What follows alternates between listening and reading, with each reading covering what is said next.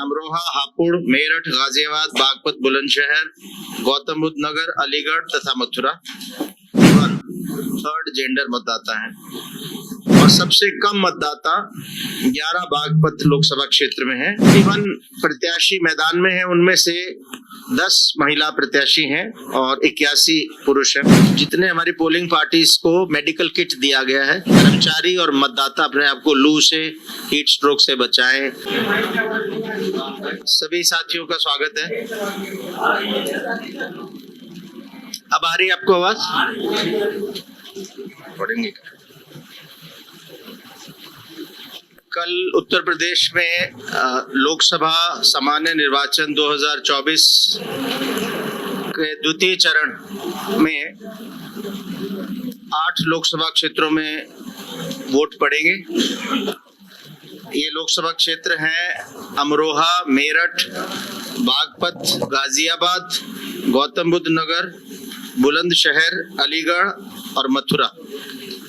मतदान कल प्रातःकाल 7 बजे से प्रारंभ होगा और शाम 6 बजे तक चलेगा। ये निर्वाचन क्षेत्र 9 जिलों में पड़ते हैं: अमरोहा, हापुड़, मेरठ, गाजियाबाद, बागपत, बुलंदशहर, गौतम बुद्ध नगर, अलीगढ़ तथा मथुरा। इन सभी लोकसभा निर्वाचन क्षेत्रों में जिलाधिकारी, वहाँ के जिलाधिकारी, इनके रिटर्निंग ऑफिसर नोटिफाइड हैं। इस चुनाव को स्वतंत्र, निष्पक्ष और शांतिपूर्ण ढंग से संपन्न कराने के लिए सारी व्यवस्थाएं पूरी कर ली गई हैं। इन 8 लोकसभा क्षेत्रों में लड़ने वाले अभ्यर्थियों की संख्या इस प्रकार है: अमरोहा में 12 उम्मीदवार लड़ रहे हैं, मेरठ में 8, बागपत में 7, गाजियाबाद में 14, गौतम बुद्ध नगर में 15, बुलंदशहर में 6, अलीगढ़ में 14 और मथुरा में 15। कुल मिला के 91 उम्मीदवार मैदान में हैं। और दूसरे चरण में उत्तर प्रदेश में 1,67,77,198 मतदाता अपने मताधिकार का प्रयोग करेंगे, जिनमें से 90,26,051 पुरुष मतदाता हैं, 77,50,356 महिला मतदाता हैं और 791 थर्ड जेंडर मतदाता हैं। इनमें सबसे अधिक मतदाता 12 गाजियाबाद लोकसभा क्षेत्र में है, 29,45,487 और सबसे कम मतदाता 11 बागपत लोकसभा क्षेत्र में है, 16,53,146। जो 91 प्रत्याशी मैदान में हैं, उनमें से 10 महिला प्रत्याशी हैं और 81 पुरुष हैं। इस द्वितीय चरण में कुल मिलाकर 17,704 मतदेय स्थल, पोलिंग बूथ या जिसको पोलिंग स्टेशन बोलते हैं, तथा 7,797 मतदान केंद्र हैं। जो 17,704 पोलिंग स्टेशन है, इनमें से 3,472 को क्रिटिकल की श्रेणी में रखा गया है और उन पे विशेष दृष्टि और विशेष इंतजाम किए गए हैं। मतदान पर सतर्क दृष्टि रखने के लिए भारत निर्वाचन आयोग द्वारा 3 विशेष प्रेक्षक, 8 सामान्य प्रेक्षक, 5 पुलिस प्रेक्षक तथा 12 व्यय प्रेक्षक ऑब्जर्वर तैनात किए गए हैं। इसके अतिरिक्त इन क्षेत्रों में 1451 सेक्टर मजिस्ट्रेट हैं जो सतत भ्रमण करेंगे पोलिंग स्टेशंस का। 190 जोनल मजिस्ट्रेट्स हैं, 222 स्टैटिक मजिस्ट्रेट हैं तथा 1599 माइक्रो ऑब्जर्वर्स हैं जो ऑब्जर्वर की सहायता करेंगे दृष्टि रखने में।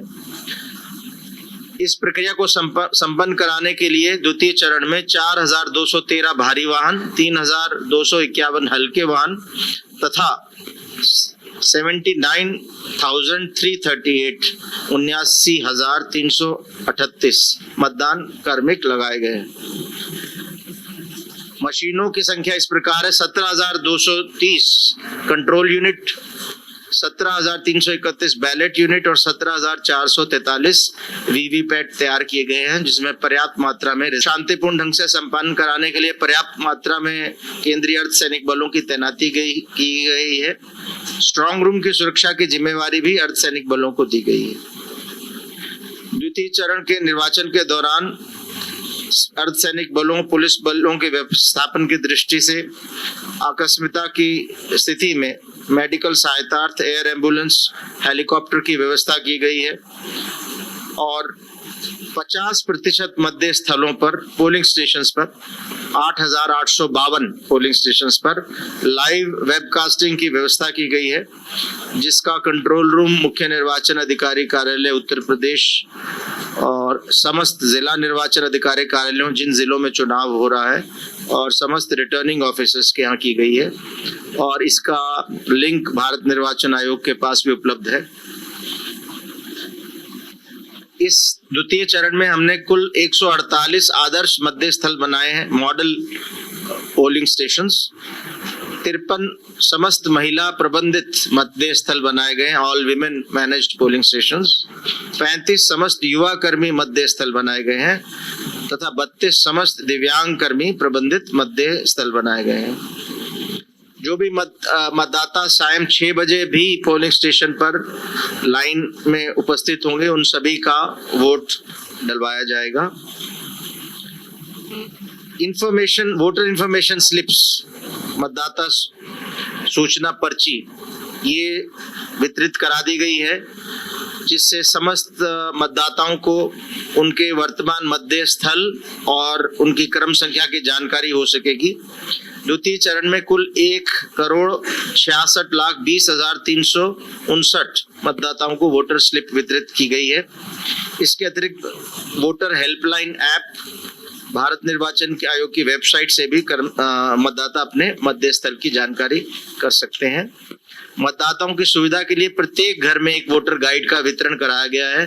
द्वितीय चरण के जनपदों में 32,48,729 परिवारों को वोटर गाइड वितरण किया गया है।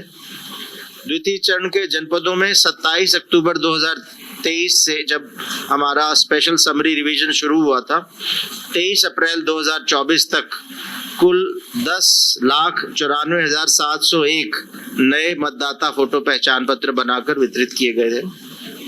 सभी बीएलओस को निर्देश है कि मतदान की अवधि के दौरान वे अल्फाबेटिक रोल लोकेटर, यानी जो मतदाता सूची को अल्फाबेटिकल ढंग से रीअरेंज करते हैं, जिससे कोई भी मतदाता जिसको मतदाता सूचना पर्ची ना प्राप्त हुई हो अथवा उसे अपना सीरियल नंबर ना मिला हो, वो बूथ पे जाकर अल्फाबेटिकल रोल लोकेटर के माध्यम से अपना सीरियल नंबर पता कर सकता है।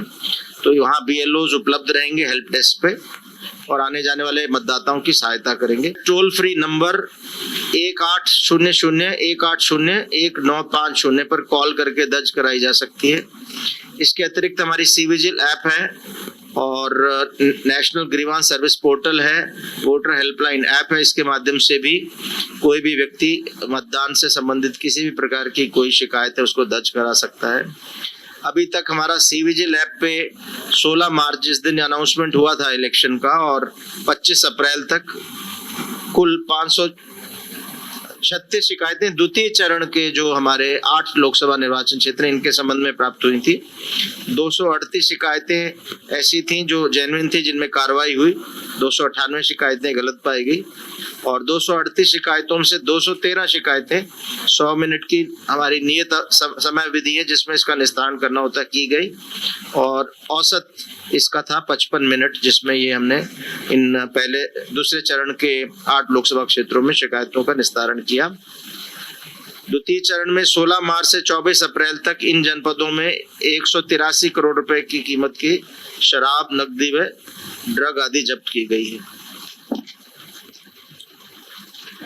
मैं ये भी बताना चाहूंगा कि इस बार हमारा एक नया प्रयास हुआ था कि शहरी मतदाताओं में मल्टी स्टोरी बिल्डिंग्स और गेटेड हाउसिंग सोसाइटीज, इनमें मतदान केंद्र स्थापित किए गए थे और द्वितीय चरण में ऐसे कुल 196 पोलिंग स्टेशंस हैं 46 हैं जो बिल्कुल नए स्थापित हुए, 150 था जिनको रीलोकेट करके इन जगहों में बनाया गया। कुल 196 नए ऐसे हमने पोलिंग स्टेशन बनाए, जो कि एक नया प्रयास है और हमें उम्मीद है कि इसकी वजह से शहरी क्षेत्रों में या उन क्षेत्र विशेष में जहां दिक्कत थी, पोलिंग एपैथी थी, वहां इसको दूर किया जाएगा।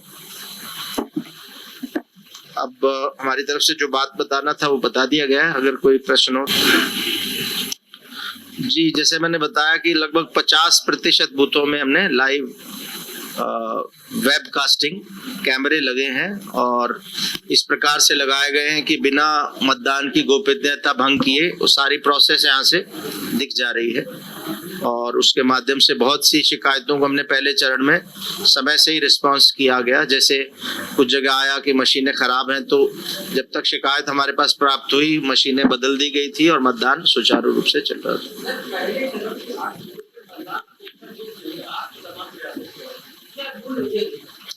देखिए, इसकी मूल वजह तो आप लोग बेहतर जानते हैं जो मीडिया के लोग हैं, और हम लोग तो ये प्रयास कर रहे हैं कि ज्यादा से ज्यादा मतदाता आए और जो मेहनत की गई है पोलिंग स्टेशंस पे मतदाता सूची को दुरुस्त करने में और ट्रेनिंग देने में और इतने सारे कर्मचारियों को लगा के इस व्यवस्था की गई है, इसका लाभ मतदाता अधिक से अधिक संख्या में उठाएं, अपने मताधिकार का प्रयोग करें। हम लोगों ने इसीलिए वोटर पर्ची घर में पहुंच जाए 5 दिन पहले, इस पे विशेष जोर दिया है। स्वीप में भी बहुत कार्यक्रम किए हैं और कोशिश की है कि जो सामान्यतः दिक्कत होती है पोलिंग स्टेशंस पे, उसको हमने अच्छा मिनिमम फैसिलिटी, जो अशोर्ड मिनिमम फैसिलिटीज थी वो दी गई थी, पीने के पानी आदि की व्यवस्था भी की गई है और उम्मीद करते हैं कि कल के चरण में और आगे के चरणों में बेहतर मतदान प्रतिशत उत्तर प्रदेश में रहेगा। देखिए, हमने सभी जितने हमारी पोलिंग पार्टीज को मेडिकल किट दिया गया है और उसमें ये भी कहा गया कि अगर पोलिंग पार्टी में से किसी को दिक्कत हो या पोलिंग स्टेशन पे जो मतदाता आ रहे हैं उनको दिक्कत हो तो उसका प्रयोग किया जा सकता है। इसके अलावा जो गर्मी के मौसम है, इसको देखते हुए हमने एडवाइजरी 2-3 बार जारी की कि कैसे कर्मचारी और मतदाता अपने आप को लू से, हीट स्ट्रोक से बचाएं। कोई सूती कपड़ा ले जाए, अपना सर ढक के रखें, ऐसे पेय पदार्थ जिससे डिहाइड्रेशन हो वो ना लें, बासी खाना ना खाएं, आदि आदि जो कि मेडिकली हम दे सकते थे। हम पहले चरण में इस तरह की कोई दिक्कत नहीं आई थी। उम्मीद करते हैं कि आगे के चरणों में भी इस प्रकार ढंग से हो। देश विदेश की ताज़ा खबर पाने के लिए हमारे चैनल NTV निष्पक्ष को सब्सक्राइब करें व बेल आइकन दबाना ना भूलें।